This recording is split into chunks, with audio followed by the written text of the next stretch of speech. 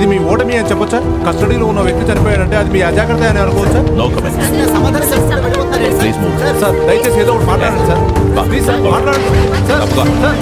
Senior killer ఆత్మహత్య, చేతకానితనాన్ని మరోసారి బయట పెట్టుకున్న పోలీస్ వ్యవస్థ. రాష్ట్రాన్ని అట్టుడికించిన సీరియల్ కిల్లర్ సైమన్ పోలీస్ కస్టడీలోనే ఆత్మహత్య చేసుకున్న సంఘటన ఇన్వెస్టిగేషన్ ఆఫీసర్ డెరిక్ అబ్రహం చిక్కుల్లో పడ్డాయి. అతన్ని సస్పెండ్ చేశారు. కేంద్ర హోంశాఖ మంత్రి ఒత్తిడి తీసుకురావడం వలన డీజీపీ దీపక్ చరణ్ ఈ విషయాన్ని విలేకరుల సమావేశంలో తెలియజేశారు. రాష్ట్ర వ్యాప్తంగా ఇప్పుడు ఇది చర్చనీయాంశమైంది.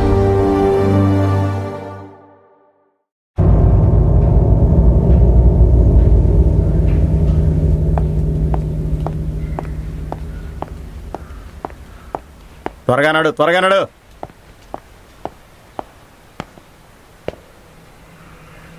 ఇదిగో నేను చూడటానికి మీ అన్నయ్య వచ్చాడు. నీకే చెప్పేది, అవతల మీ అన్నయ్య వచ్చాడు. నేనెవ్వరిని చూడను. అతను ఎవరో నాకు తెలియదు.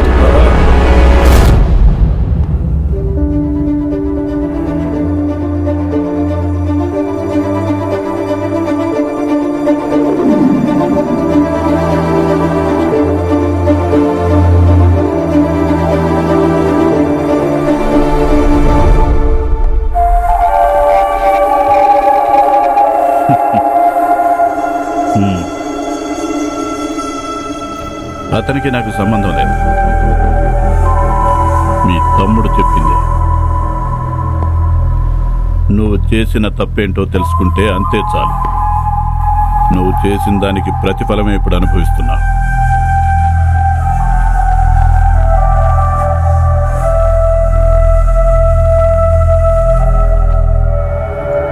నేను ఎలాంటి పశ్చాత్తాపపడటం లేదు, ఎందుకంటే నేను తప్పు చేయలేదు.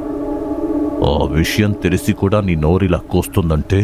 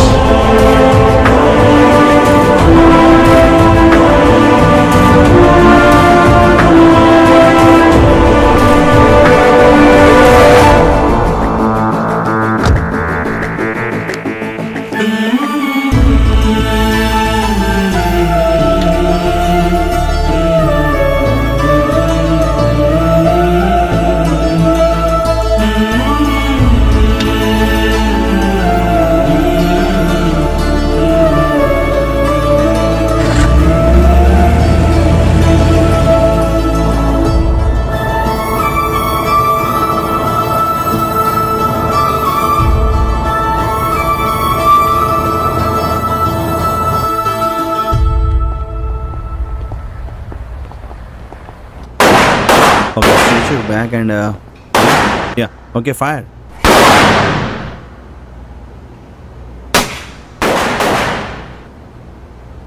Oh,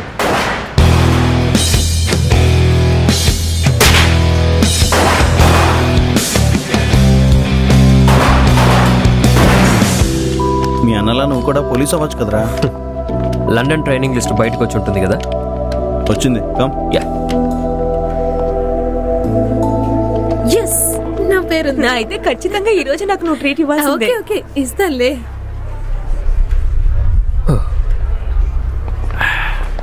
cool bro.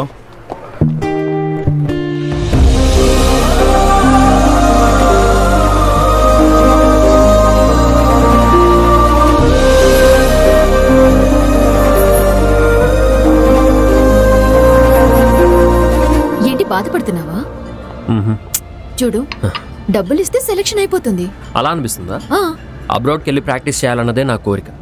పైగా ఈ షూటింగ్ గేమ్ ఉందే, ఇది బాగా డబ్బున్నోళ్ళు ఆడే గేమ్. ఒకవేళ నేను ఒప్పుకున్నా, మా అన్నయ్య మాత్రం ఎవ్వరికి లంచం ఇవ్వడు. ఒక రకంగా మంచిదే, ఎందుకంటే నువ్వు నన్ను వదిలి ఎక్కడికి వెళ్ళవుగా. ఏమంటావు? అలా చేస్తే నువ్వు హ్యాపీగా ఉంటావా? నిన్ను పెళ్లి చేసుకొని నీ డబ్బుతోనే అబ్రాడ్ వెళ్ళి ప్రాక్టీస్ చేస్తాను, ఓకేనా? అప్పుడేం ప్రాబ్లం లేదు. అప్పుడు నేను నీతోనే ఉంటానుగా. అవునా? సార్, చాలా రోజులుగా మిమ్మల్ని విషయం అడదాం అనుకున్నాను. సస్పెన్షన్ పీరియడ్ ఎలా గడుస్తుంది? నాకైతే ఎలాంటి బ్లాక్ మార్క్ లేదు సార్. ఏదైనా చేస్తే కదా బ్యాక్ మార్క్ రావడం. ఎంత స్పీడ్గా వెళ్తున్నాడు! ఆయన చూస్తుంటే ఏదో పెద్దింటి కొడుకులా ఉన్నాడు. పెద్దింటి కొడుకేం కాదు, నా తమ్ముడు. మీ తమ్ముడా సార్? కంట్రోల్గా తోలుతున్నాడు. గట్టిగా పట్టుకుంది అమ్మాయి. అమ్మాయి ఎవరు సార్? చాలా రోజులుగా జరుగుతుంది కానీ నాకు చెప్పలేదు. టైం పాస్ చేస్తుందేమో. అదే సార్, కంట్రోల్గా తోలుతున్నాడు. ఇంతకీ ఫిలిప్ కి నువ్వేం చెప్పావు? ఏదో ఒకటి చెప్పి మేనేజ్ చేస్తానులే. నేను ఈ అమ్మాయితో కొంచెం మాట్లాడాలి. Yeah sure. ఓకే ఉంటాను. Bye. Bye.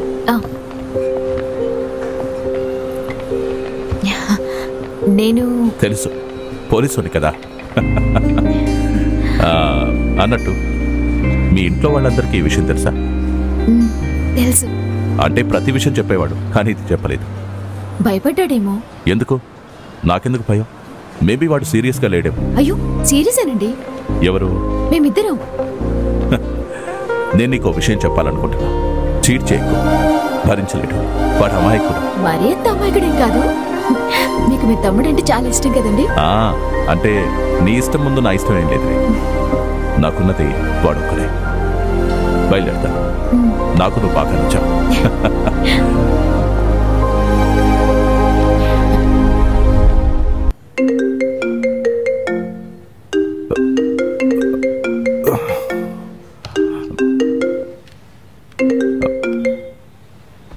Hello sir. Derrick, నువ్వు ఎక్కడున్నా వెంటనే కమిషనర్ ఆఫీస్కి రావాల్సి ఉంటుంది. నీతో అర్జెంటుగా నేను ఒక విషయం మాట్లాడాలి. Okay sir.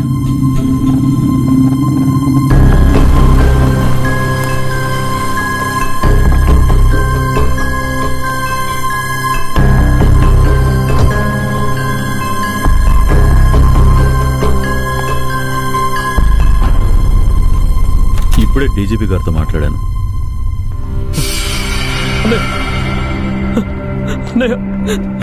నాకే తెలీదన్నయ్య. వీళ్ళందరూ కలిసి. ఏంటి సార్ ఇది? ఎవరు వీడిని కొట్టారు?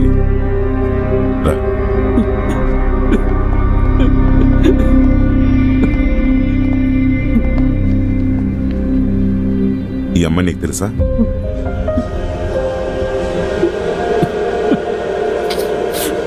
అలీనా ఈ అమ్మాయిని చంపేశాడు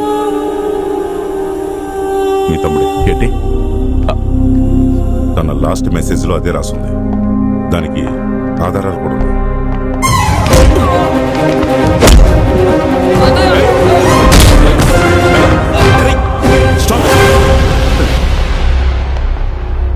I am doing my duty.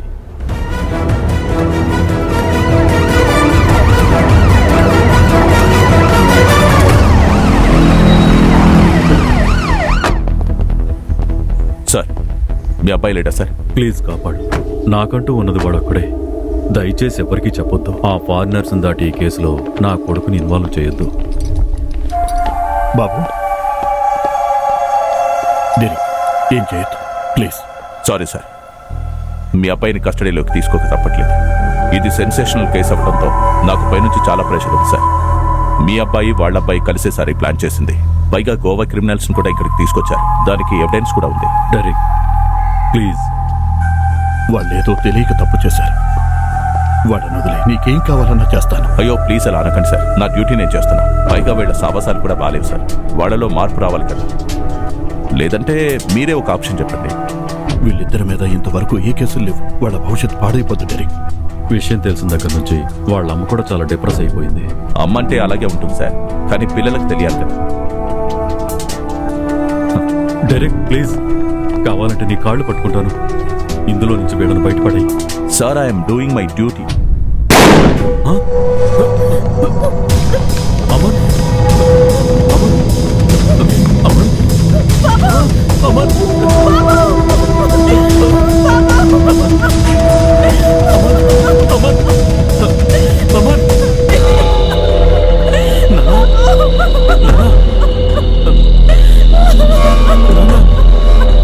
Duty చేయడానికే కదరా వచ్చావు. చెయ్యరా, ఇప్పుడు చెయ్యరా డ్యూటీ. వాళ్ళు పగ తీర్చుకుంటున్నారు. అది నా తమ్ముడు జీవితంతో. నువ్వు చాలా విషయాల్లో పొరపాట్లు చేశావు. కొన్ని విషయాలు చూసి చూడకుండా వదిలేయాలి. అలాగే కొన్ని నిజాలు చెప్పకుండా ఉండాల్సింది. ఇప్పుడు నాకున్న అసైన్మెంట్ ఏంటో తెలుసా? ఫేక్ ఐడీలు, డాక్యుమెంట్లు తయారు చేయడం, విట్నెస్ ప్రొటెక్షన్ కోసం ఈ పని చేస్తున్నాను. చాలా మందికి కొత్త జీవితాన్ని ఇస్తున్నాను. కొంతమంది లైఫ్ని సేవ్ చేస్తున్నాను కూడా. యునో ఐబీ, రా, సిబిఐ ఇలాంటి డిపార్ట్మెంట్లో ఉన్న వాళ్ళకి ఫోర్జ్ డాక్యుమెంట్స్ చాలా చాలా అవసరం అవుతుంది. మనం చేసేది తప్పా రైట్ అని ఆలోచిస్తే ఎస్, తప్పే అవుతుంది. కానీ మరో యాంగిల్లో ఆలోచిస్తే ఇది కూడా కరెక్టే. ఫర్ ఎగ్జాంపుల్, గోవాలో పోలీసులకు హెల్ప్ చేసే ఒక వ్యక్తి ఉన్నాడు, ఒక ఇన్ఫార్మర్. ఆ వ్యక్తిని ఇప్పటికీ డ్రగ్ మాఫియా వాళ్ళు వెతుకుతున్నారు. కానీ మనం వాడికి వేరే ఐడెంటిటీ ఇచ్చాం, ఒక బెంగాలీ ఐడెంటిటీతో దుబాయ్ వెళ్ళిపోయాడు. అంటే ఇది మంచి విషయమే కదా. చూడు, ఫోర్జరీ డాక్యుమెంట్స్ తయారు చేయడం అనేది ఒక క్రైమే కావచ్చు. ఇందాక చెప్పింది అదే. కొన్నిసార్లు కొన్ని విషయాల్లో కొంతమందిని కాపాడాల్సి వస్తుంది. You should remember that. మీరైనా నన్ను అర్థం చేసుకుంటారనుకున్నాను సార్. ఐ నో, ఇదంతా నీకు చెప్పాల్సిన అవసరం ఏమాత్రం లేదు. వాళ్ళు ఫిలిప్ ని బాగా ఫ్రేమ్ చేశారు, కానీ కొన్ని ప్రశ్నలకి సమాధానం లేదు. అలీనా చనిపోయింది ఎలాగా, అలాగే సాక్ష్యాధారాలు మొత్తం ఫిలిప్ కి వ్యతిరేకంగా ఎలా ఉన్నాయి. Who is the investigation officer?